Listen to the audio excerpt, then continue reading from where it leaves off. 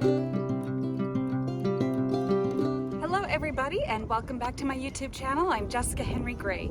Today I'm going to do a plein air oil painting video of this beautiful lake here behind me. So what we're going to do is I'm going to jump in, I'm going to set up, and if you're interested in all of my materials that I use, I will have a list below of all of that equipment. You can check out those links. Alright, I'll see you on the other side of this intro.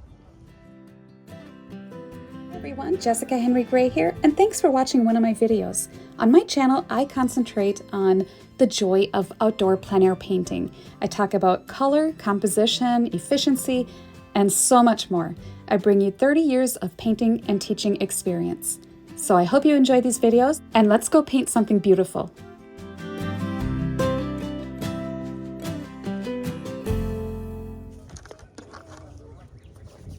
Okay, so I'm going to start out with the sketch, and I know I want to go horizontal for this painting because I like so much of what's going on this way rather than vertical. You can always do multiple sketches when you're trying to figure out what it is that you love about a scene. But today I really want to focus on the water. So I'm thinking about the land coming out this way. There's water that goes back that way.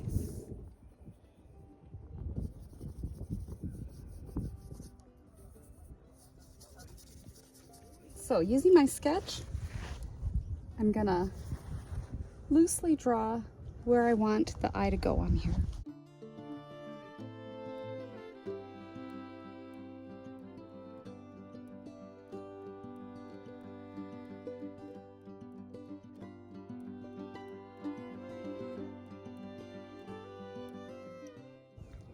When doing shorelines as they come at you, watch the angles because we have a tendency to make them too vertical. And unless you're doing cliffs or whatever, they would feel like they drop off too much.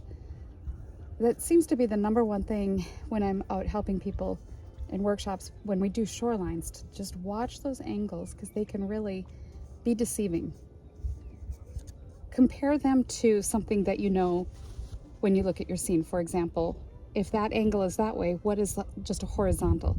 So there's a horizontal, so I can lay my brush like this against the shoreline over there, and I can bring it down and compare this angle to that. And that's a nice way to sort of gauge that perspective there. So now I'm going to take a larger brush and block in the values. And I squint down to try to get that, to assess what that color is.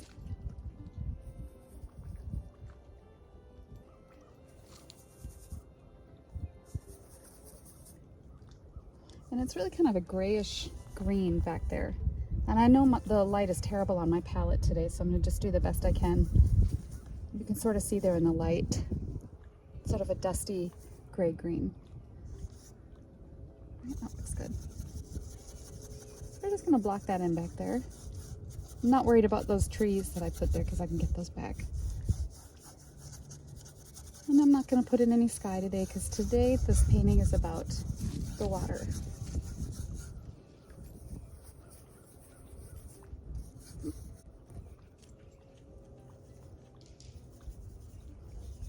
This one get it darker. Too dark.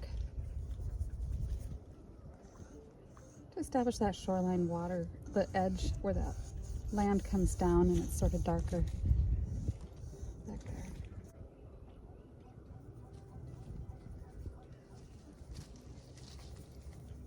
A bit of white and cadmium yellow. I wanted to capture just sort of a feeling that there's a ridge back there. And I'll suggest some trees in front of that. Yeah, that's just subtle. You know, that color, as I look around, that's exactly the color of the water that's happening over here. I might add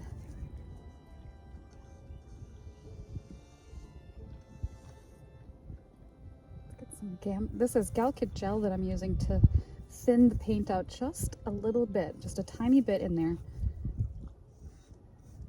Sometimes it's just different the way the paint flows off your brush onto the canvas. If you're using a different canvas or whatever, maybe your paint's a little bit thicker. Some of the different colors comes out of the tube a little thicker than others.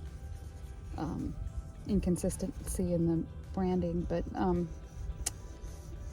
So a little bit of thinner kind of helps. I don't use the odorless mineral spirits for painting, just toning the canvas, and then I wipe most of it off because it, by nature, is made to break up the binding molecules in thinner or in your oil paints. So by using it as a medium, you're basically asking it not to adhere to the canvas because it will delaminate and powder over time.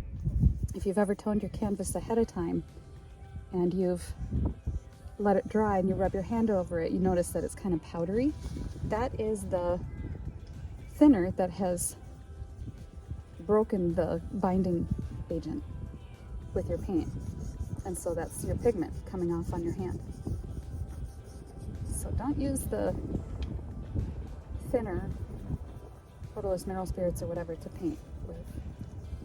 And if you do use it to tone the canvas, wipe most of it off. It's just a stain. It's to help you stain the canvas. So there's a little bit of yellow added to some bluish crystal water. Okay.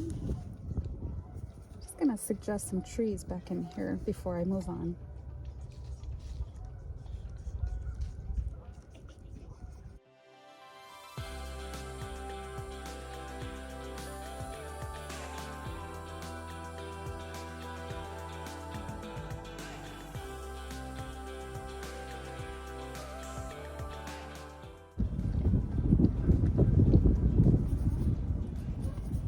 Some of these colors and values back there are very subtle and very close together. So just kind of do the best you can. And a few highlights and shadows placed in a great location are going to help you to identify what something is.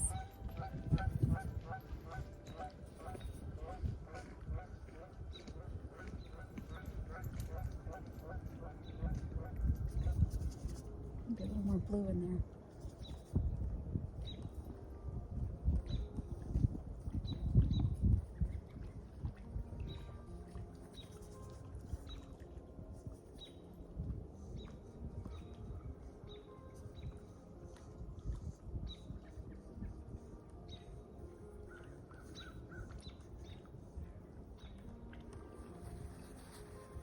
Pop in a few highlights on those rocks.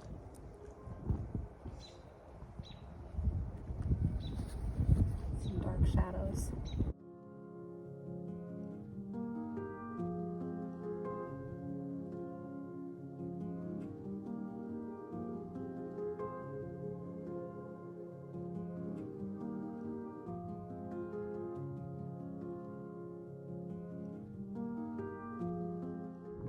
I use it to get some of these pines in.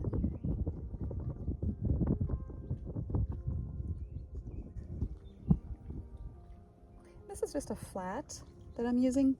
I kind of jiggle it this way and that.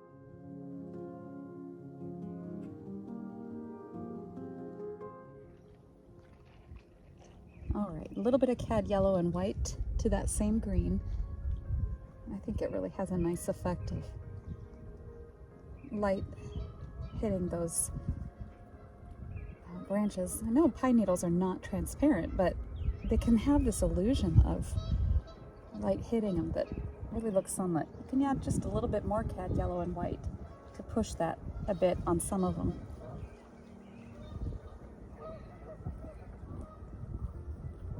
Careful, it's easy to overdo.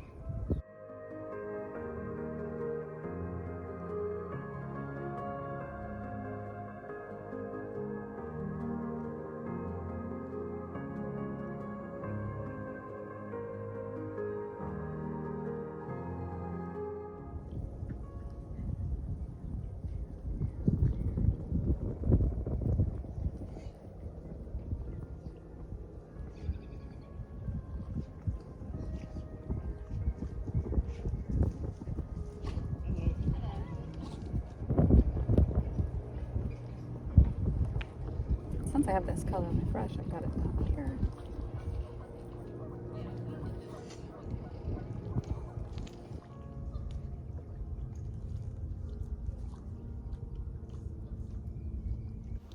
I'm afraid I was blocking the palette in most of the color mixing in this video. So that green that I'm using there is a mixture of ultramarine blue, cad yellow, and a tiny touch of phthalo green. And you can add a little tiny dab of phthalo green and then more cad yellow to get that gorgeous kind of pine grass. I added a little bit of white and a little more yellow ochre to get that chalky olive green. Yellow ochre is more opaque, as of course is white, and that'll give that illusion of chalkiness. And then back over here, as you can see, I'm adding this series of colors, ultramarine blue, phthalo green, alizarin, and yellow ochre, to get some of these darker colors, knowing that that mixture that I was working on is going to mix with that green that I already have on the canvas. And so with what is on my brush, I did those brush strokes knowing it would mix with that green. But then as I come over into the light, I can wipe my brush off and get a cleaner scoop of that color to get some of that more, that purer, darker color that I had just mixed. So up in the foreground here, I'm thinking about when I looked down at the water, and there was no way I could get it on camera, so I do apologize for that. But there was this beautiful sort of burnt sienna yellow ochre look to the water, but then the surface light hitting the water had this lovely purple haze over it. And so I was working on getting some of that lighting effect.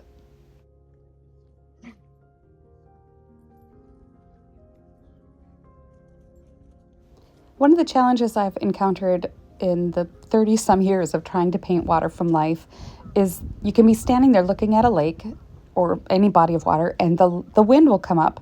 And what was a perfect, beautiful reflection now has sort of a scratchy surface over the entire spectrum of it. And so what I've come to do is either take a picture of the scene ahead of time when it is exactly as you want it, and then get what you can while present, and then go back to the studio and work on it a little more. In this case, I did have some wind coming across every now and then, and I got this light blue shimmer on the water, and I didn't mind that. But since I really wanted to, that's my dog Toby, he's just a puppy. Since I really wanted to get that shimmer today, I decided to not get so much of that shimmer, or of the wind blown effect, and just did some of these light blue dabblings on the surface. Now I'm working on the sparkles on the water, and I've taken a little bit of cadmium yellow with the white, and just with the barely slightest touch on the canvas, I'm just gently dragging that little tiny brush across the surface. And I have a paper towel in my other hand to wipe off most of the paint so that it's just a whisper of paint. And then I can build up from there, but in the distance especially, I want a subtle hint of sparkles back there. And you'll see as I get closer, I use much thicker paint.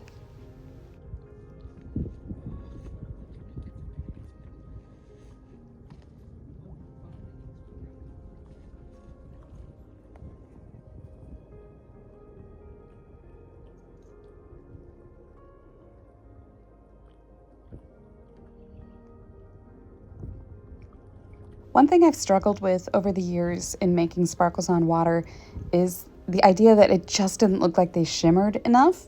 And one thing I've learned is you have to have the background color behind the sparkles dark enough so that water underneath that bluish slate blue, I needed to make sure that that was dark enough to really make the lights pop. And then another thing that I've learned to do is not all the sparkles have to be bright and crisp.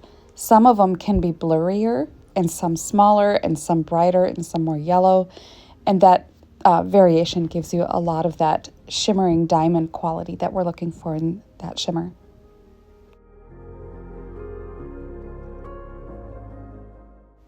Another thing I like to do to make a water scene really appear to shimmer is to give it a darker vignette, the foreground making it a little darker.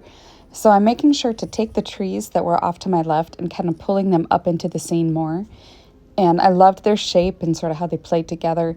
So I'm adding them in very loosely, giving them some cast shadow, again, to make the light feel really strong, and making some of the branches highlighted. And then I do that with some of the rocks in the foreground by the water.